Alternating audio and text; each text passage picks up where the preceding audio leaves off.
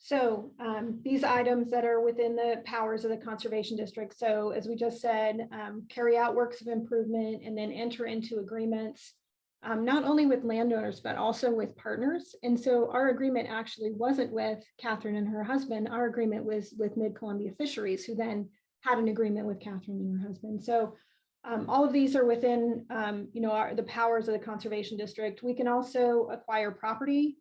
We can make available to landowners equipment, seedlings, all kinds of supplies. There are some conservation districts.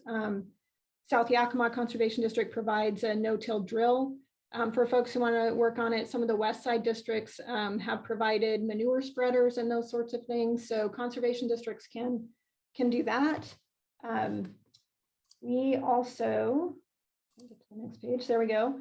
All of us must keep current a long-range plan. So that is a 5-year plan that prioritizes resource concerns in our conservation district and lays out what we're going to do, what our priorities are, what our budget needs to be, all of those sorts of things.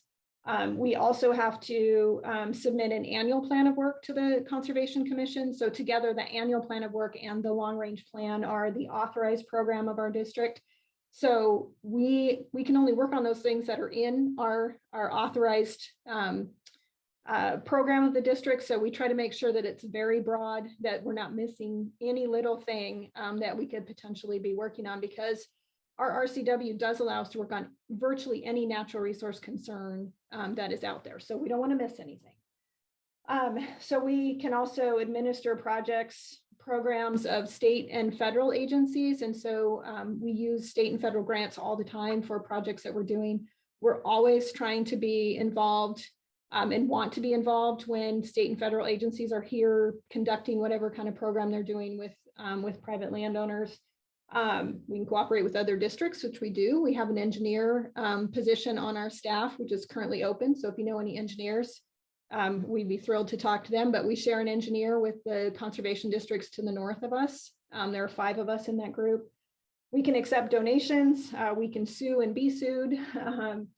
We engage in joint activities with other districts, and we work with the Conservation Commission. We also keep landowners, and as much as we try to, outreach is hard for those folks who are not necessarily interested in natural resources.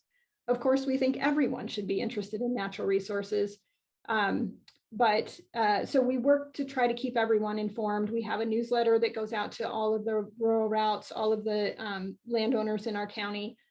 We have a website that we keep up to date. We use social media. We go to grower meetings. We do presentations like this to groups that are interested and want to know more about us. And then we also, I guess the last item there is area, state, and national associations of conservation districts. So we have board members who have been active at the state level.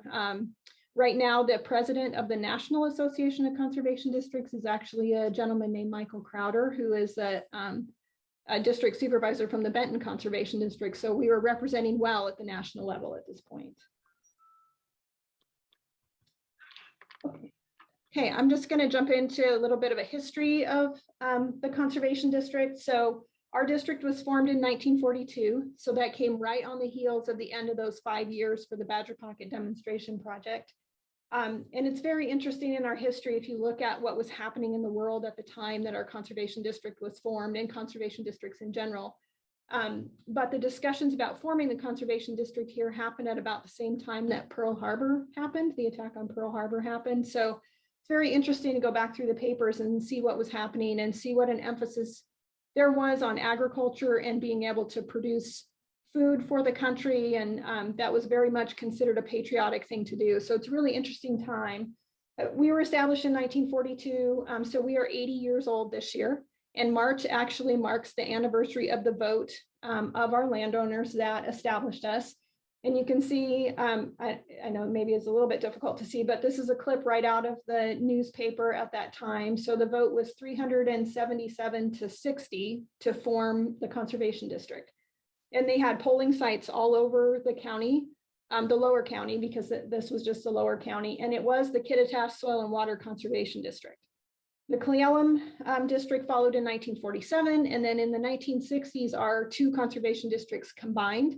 And when they combined, we changed our name to the Kittitas County Conservation District, which has also caused confusion over the years because folks think we're actually part of county government, and we are not. County is in our name just because we were Kittitas and Cle Elum, and I think that was the compromise when we were put together.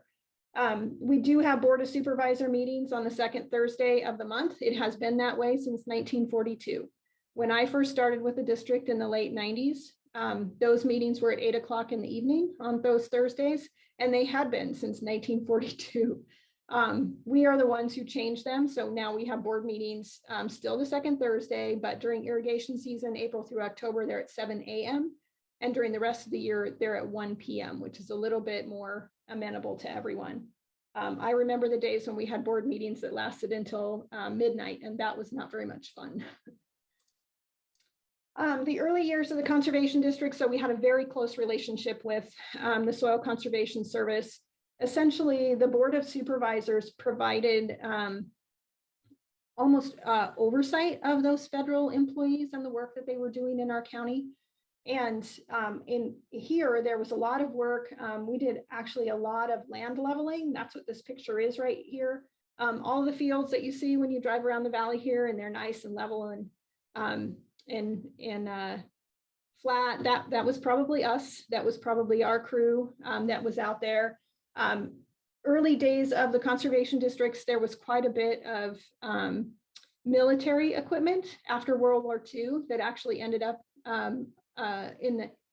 with the conservation districts, in lots of different ways, but dozers and those kind of things. And so this was a lot of work that they did. The conservation district did have a staff. They had a bookkeeper and they had equipment operators.